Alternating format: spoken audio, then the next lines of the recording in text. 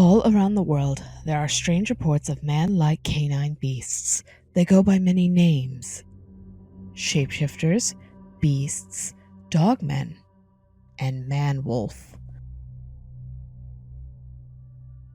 In circles discussing manwolves, the case of the beast of Gevaudan is often mentioned as an early example of such a cryptid. This particular beast, whatever it may truly have been, has been well documented in history books and is believed to have caused the deaths of at least 113 French countrymen. Haley Eldridge is a young, experienced cryptozoology investigator who has written extensively on the beast's history and identity. Manwolves are by far not the only kind of cryptozoological canine that pops up in this field of study, but there does seem to be this weird kind of pattern of mixing that goes on. And what I mean by that is a lot of these other cryptid canines tend to get lumped in with dogman or manwolves, and one of the most popular, well-known examples of that is the Beast of Gevaudan, which is a very early, kind of colonial period French historical cryptid case. On my own channel, Crash Course Cryptozoology, I had the chance about 5 years ago to interview Haley Eldridge, who now runs the page Cryptozoology Facts. She's a very experienced young researcher who actually authored a paper on the Beast of Gevaudan, and she gives some really great insight into the theories and the facts behind the case, as well as a lot of what was the official documentation at the time of these events.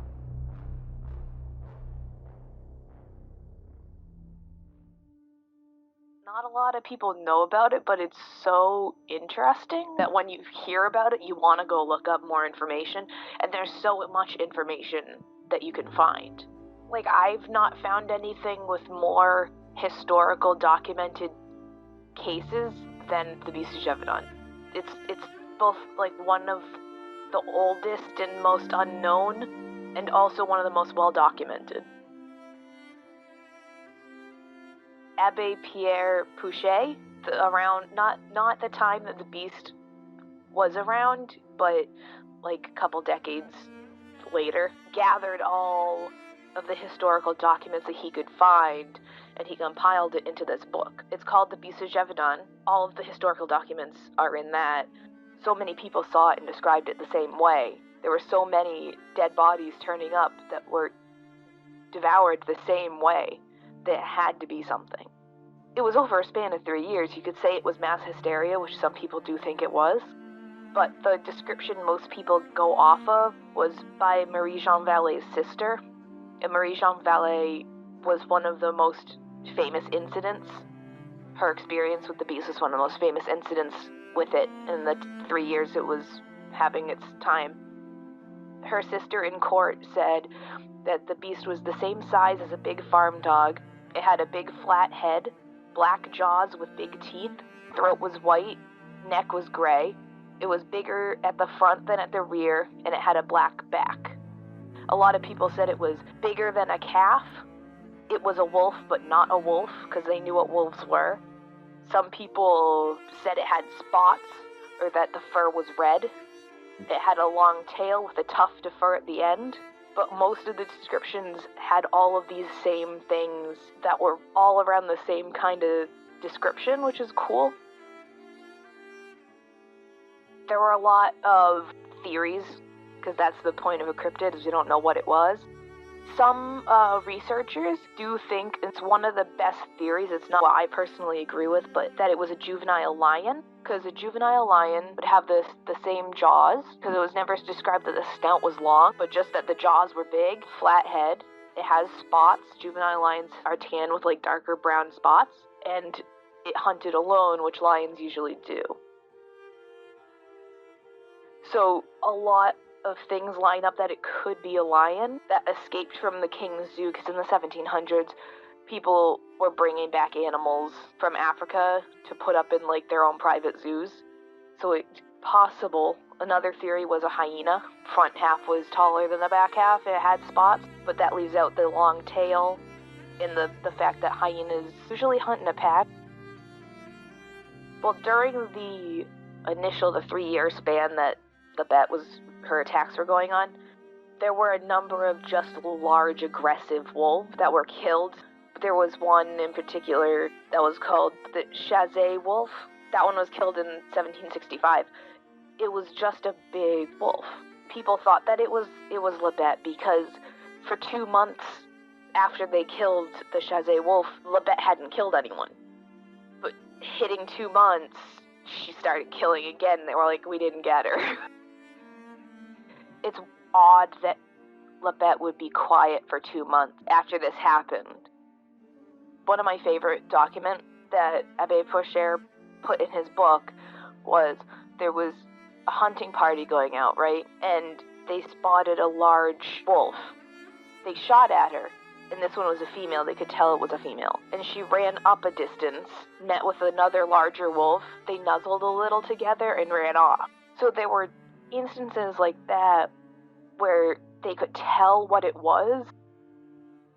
Lebet, she was very smart. She was a very, very smart animal. She would only go after people she knew were weaker than she was. She would never go after adult men. She would go after old people, men or women, it didn't matter. She would go after children, boys and girls, it didn't matter. Or she would go after adult women. But she would never outright attack an adult male, which is very interesting. I think she knew what she was capable of doing. So one of the attacks that show how smart she is and how odd of a creature she was. One of them was a document that described an attack where she scaled a stone wall, leapt over it, grabbed a child, started dragging the child towards the wall to leap back over, but realized that the kid was too heavy.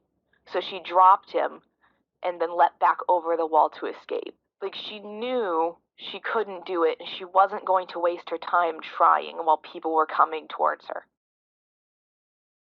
I think it was a wolfhound. People train wolves for movies. Canines are very smart. They're very easy to train. So if it was a wolf crossed with a dog, I think it would still be easy to train. It might still have wolfish tendencies to be aggressive, but it's still very smart, and it can learn. So I imagine if it was trained well by someone that understands the kind of animal it is, they would be able to have it do whatever they wanted it to do. Specifically, a French Mastiff with a Eurasian wolf. It's that red-brown color that was described by victims. It has a boxy face. It's big and burly and strong. And that's what they described as a stocky animal. It had the agility and it had speed.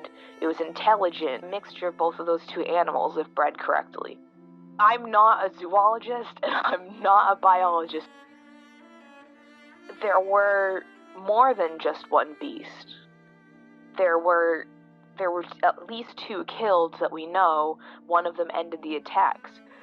But there were multiple creatures throughout the southern area of France after all this. They were just not as publicized.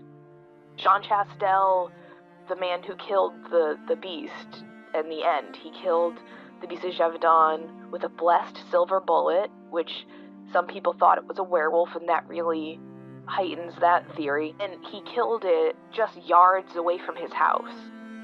And if you track, I think on Animal X, they tracked the attacks, and they went from around his house, around the countryside, back to around his house. Over 240 reported attacks, so there could have been more than 240 attacks in a span of 3 years.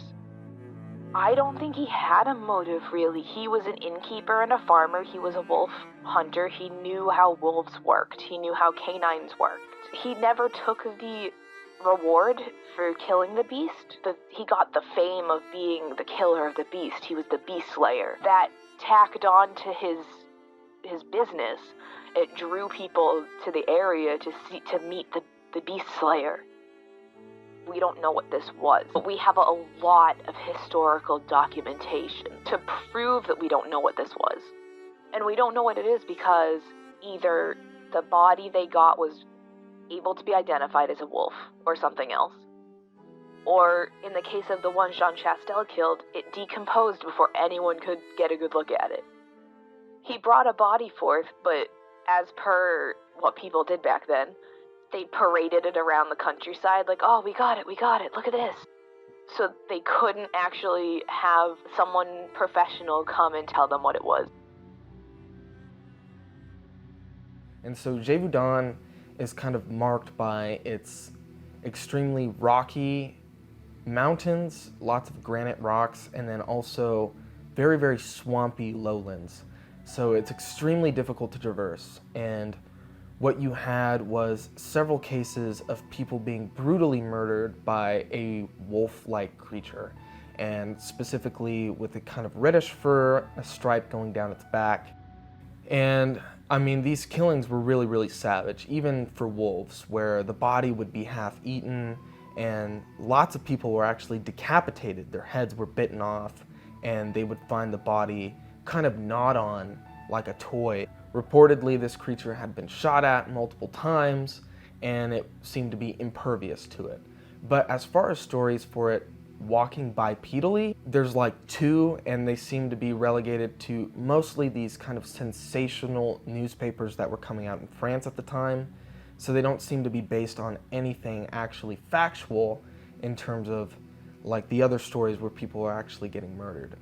So couple that with the cultural pride of France at the time was at an all-time low, because they had just lost some land in the Americas, and they were kind of looking for something to rebound. They were looking for a cause to kind of rally behind, to bolster that patriotic sense of themselves.